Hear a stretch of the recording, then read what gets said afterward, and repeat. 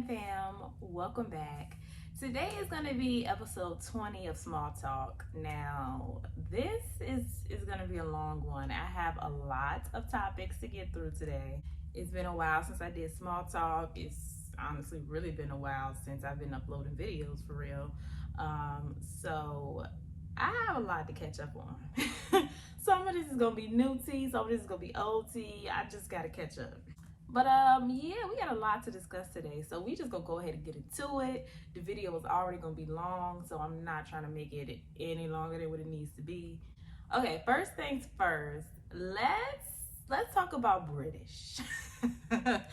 Okay, so British has officially been sentenced to 4 years in federal prison for the tax fraud and all of that stuff. Now, her and her friends were seen leaving court the other day. Her friend almost got indicated. Well, that's what the lady said in the video. Please, go. Move the camera over. Well, you being indicated. Yeah, I guess they was a little distraught over the news and tried to attack one of the people just simply recording. Not indicated. But yeah, that's what happens. I mean, that's what happens with celebrity court cases. It's always going to be somebody outside looking to record or film or get some sort of exclusive or whatever. That girl was just mad because British got sentenced to jail. Now, to be quite honest, I didn't think British was going to end up doing jail time. But I think the total cost of money, like she ended up scamming people for, was around like $500K. So, I mean, I get it. But 4 years, I personally, I don't know. I just feel like somebody else, like a bigger celebrity, would have been able to get out of that. Well, hey, let's see what happens with this DJ Envy thing. If Envy don't go down for that, then British's sentence definitely wasn't fair. I don't know. I mean, she did scam people. Of course, she deserves to go to jail for scamming people, but I just feel like it's just been so many instances where people scam and all of that stuff and they don't go to jail. So I'm like, what did she do? Is it worse than what JT did? Because didn't JT only get like a year? I don't know.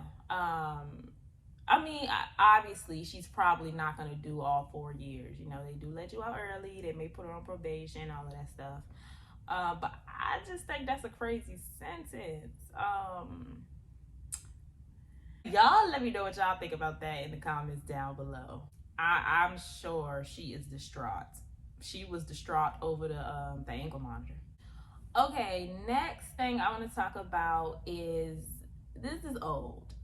This is an old interview. This is when Scrappy did his Carlos King interview, which was probably like a few weeks ago or so. Scrappy finally admits that the reason him and Erica used to go back and forth so much when they was broken up, you know, about child support, about Bambi or whatever, is because he still had feelings for her. She's a fine motherfucker. She's gorgeous. I always wanted to, like I told her, like I feel like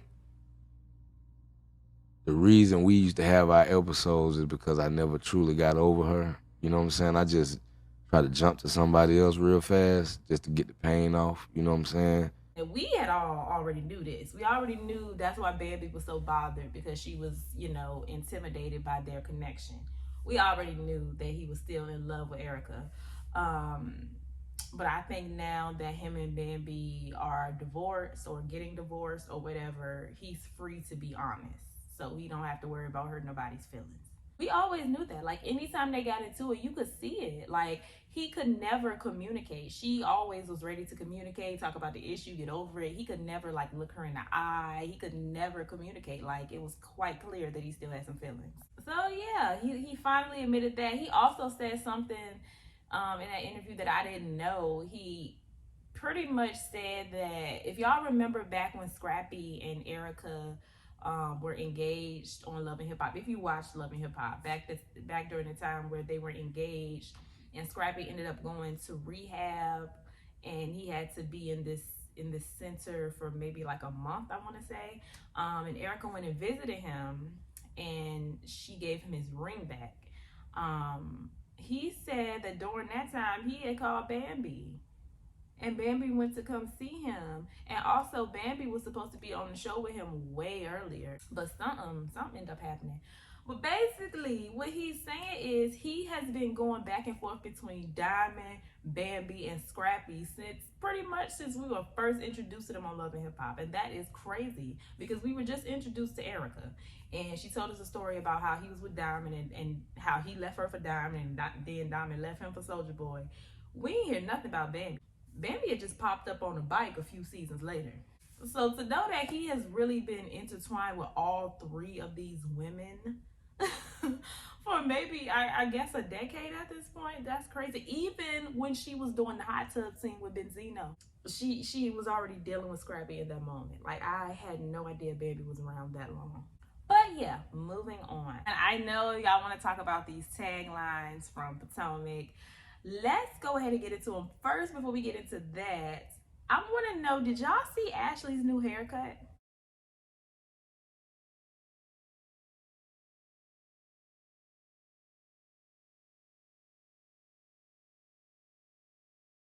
Ashley got her a little pixie cut, a little 27 piece.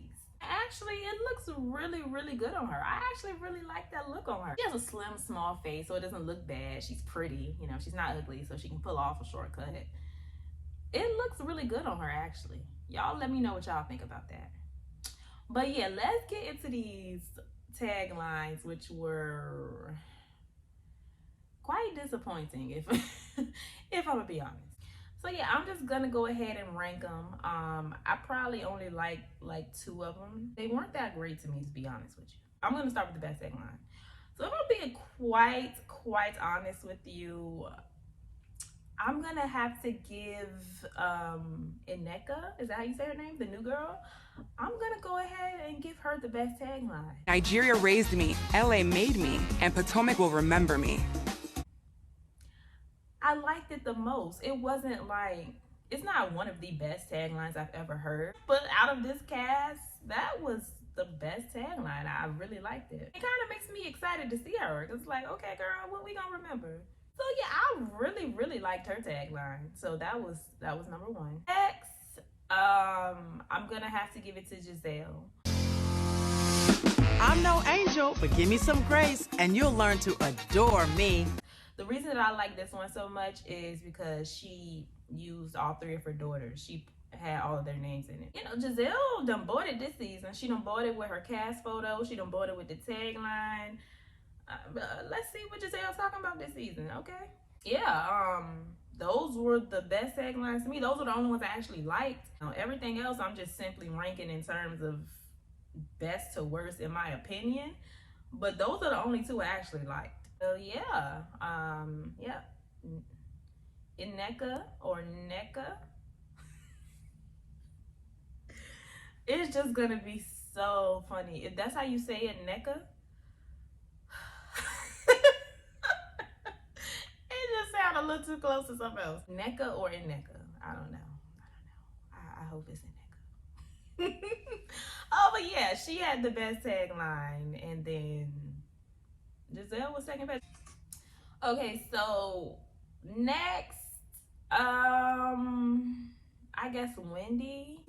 If you're gonna test this professor, be prepared to fail.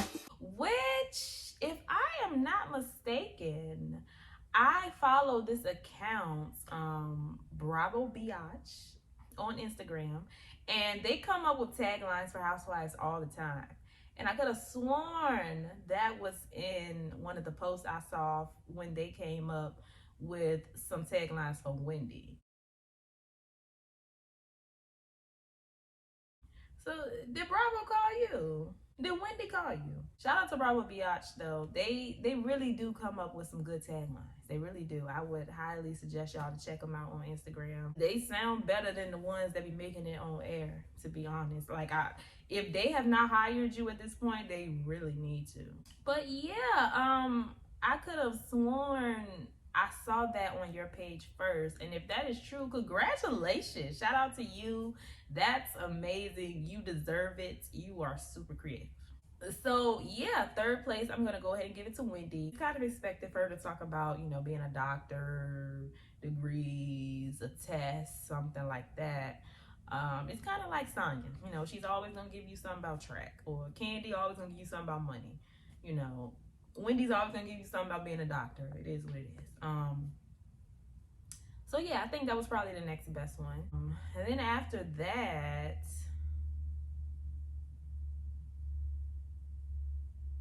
I'ma say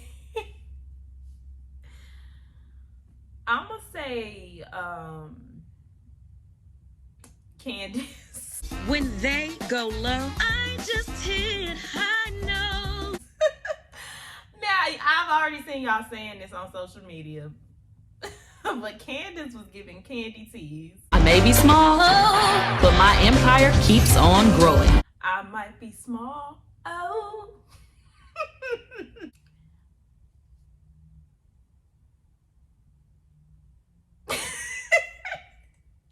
I don't think Candace chose that. I think somebody, one of the producers or somebody wrote that for her.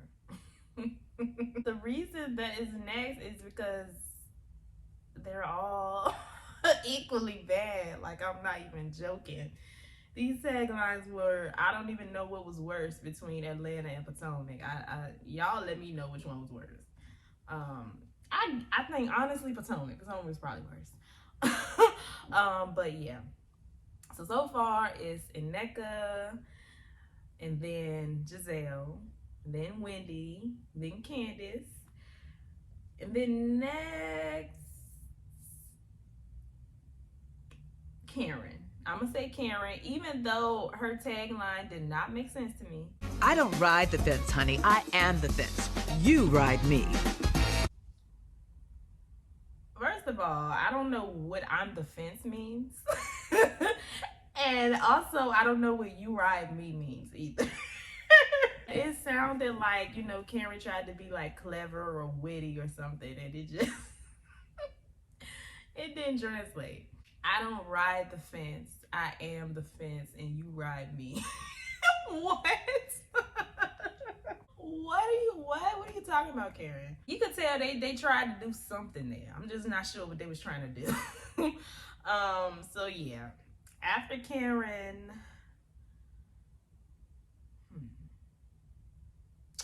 Mia. Because Mia's was funny too. It doesn't matter the size of our home. I'm always the queen of this castle. Because now the size of her home don't matter. At first she was bragging and she was a boss and all of this, nice homes. And now the size of the home don't matter. Because she's still the queen of the castle. And she not that either, being that they getting a divorce. That was pretty much Mia saying, yeah, we broke, but I'm still fabulous. That's what I got from that. Yeah. So that was that. After Mia,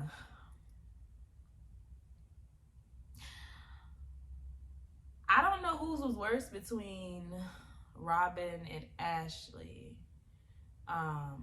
I'm gonna go ahead and put Robin before Ashley. I just took a DNA test, and it turns out I 100% don't care. Even though she bit off Lizzo. And I'm not sure what she doesn't care about. Is she talking about Juan? I don't know. I didn't like the tagline. I just liked it a little bit more than Ashley's.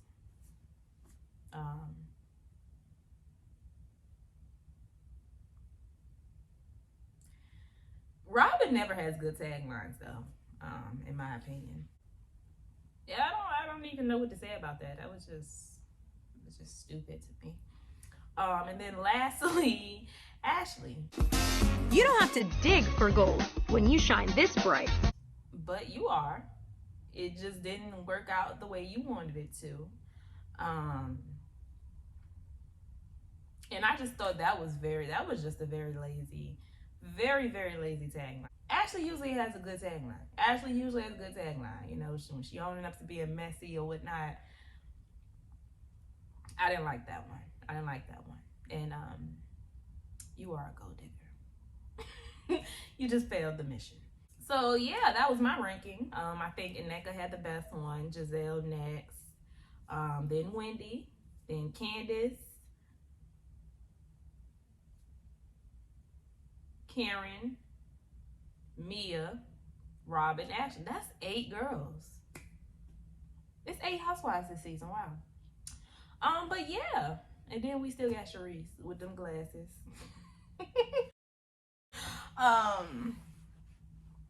Yeah, and then we still got Debbie, and we still got Wendy's friend. Okay, full house this season. But yeah, those are my thoughts about the taglines. Y'all let me know who y'all favorite tagline was and who the worst one was. I did not expect to like Giselle and Ineka's the most. That's for sure.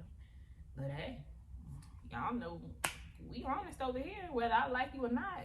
And then something I also noticed when looking at the taglines, you know, they always show like the cast photo at the end with everybody holding the flutes or whatever. I have noticed that Robin and Karen have the center flutes, which confuses me. I'm not sure what they did to deserve them, and it's honestly shocking me that it's not Karen and Giselle. They gonna be going at it like that this season? I ain't never seen Robin in the center of nothing. But yeah, y'all let me know what y'all thought about that. And lastly, oh, we had 25 minutes. That's not bad. Okay. Lastly, we're gonna get into Atlanta. Okay, so first, I know y'all saw it. The door is officially open.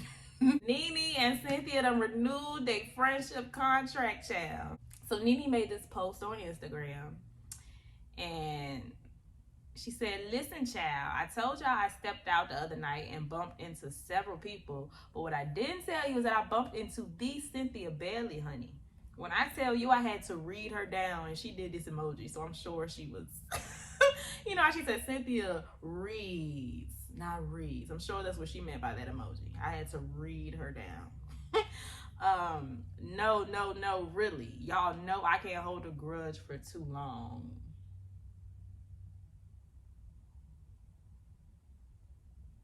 They have not been friends for a long time. I'm just saying. Maybe you don't hold it forever, but I think you hold it for a while. We literally laughed our butts off. I am talking burst out loud ghetto laughter. And then, you know, she took a picture with Cynthia. It was all smiles. Everything looks pretty genuine. I don't think they will ever be BFFs again. So, I mean, I'm joking, but I really don't think the friendship contract is renewed. I do think the door is cracked open a little bit, though. I think that friendship contract is dead and gone. I mean, I feel like at this point, it's really nothing else to fight about. Neither one of them are on the show anymore. Cynthia and Kenya kind of fell out. She ain't with Peter. What else do they really have to fight about? I never thought they was gonna be beefing forever. I don't think Cynthia's the type of person to keep like beefing with somebody for years and years and years. Like, I feel like she's always gonna want to work on it. So, you know, I never doubted that they would get back to being cordial. But I just think that's all it's gonna be. I don't ever see them being friends again. But yeah, y'all let me know what y'all thought about that. And lastly, we have to talk about Andy Cohen. Because he went on, what is this show called? Sirius XM. I believe that's what it's titled. It's like a radio show. I think that's what it's called. So he talked about some housewives he wishes stayed longer. Specifically Claudia Jordan. So let's see what he said. So they asked him a question and he goes, "I'm trying to think." And then somebody asked about Claudia. And then Andy said, "Well, I think that Claudia Jordan got an unfair..." Okay, he didn't finish that. "I said this before because we brought her in. She kind of moved to Atlanta for the show, which never works." Okay, that's why she was looking for a man, a house, a car, furniture, a job, and all of that. Okay. And then we brought her in as a friend, and then during production we bumped her up. So I just think we didn't give her the best chances for success. It was not on her. Well, yeah, that's pretty known. I do think they put her in a position for success though, because at the end of the day, if you a star, you a star. It don't matter if you a friend, a foe, a cast member, peach holder, extra. it don't matter. You know, if you have that if factor, you just have it. And like I said before, I feel like Claudia had a lot of scenes. She had enough scenes to show us her personality. She just decided to take that camera time to focus on Portia and Nene. I understand, you know, oh, she was a friend at first, and then she was brought on as a full-time cast member, so she didn't really get a chance to show her storyline or whatever. But she got a lot of camera time. And she got on my nerves about 95% of it. So I mean, if y'all had just gave her more camera time, she probably would have kept getting on my nerves. So I disagree with that. I mean, I get what they're saying as far as like the storyline thing. She didn't get to officially be a peach holder, even though she had a peach. But I still think she would have been received the same. I still think she would have been just as pressed to have an issue with Nene and Portia. So I can't say that I don't feel like she was given an unfair hand. That's just my personal opinion. I don't feel like she was treated unfairly. That's just me personally. Now, with that being said, would you guys care to bring Claudia back to the show? Do you feel like she could help revive it a little bit? Y'all already know my thoughts. I'm not even gonna get my thoughts because y'all already know them. So I just want to know what y'all think. It sounds like Andy kind of agrees that she should have stayed longer, but it doesn't really sound like he really wants her back. Like, it doesn't sound like he's dying to have Claudia back. But he does admit that she wasn't dealt a fair hand, which again, I get it, but she could have took that opportunity and ran with it. She could have made a mark and stayed for another season. That was on her. But yeah, those were all of the topics today. I hope you guys enjoyed today's episode of Small Talk. It actually didn't take as long as I thought it would. We're not even at 40 minutes, so that's, yeah, okay, cool. Y'all let me know what y'all thought about that in the comments down below. Stay happy, healthy, and all of that good stuff, and I will see y'all in my next video.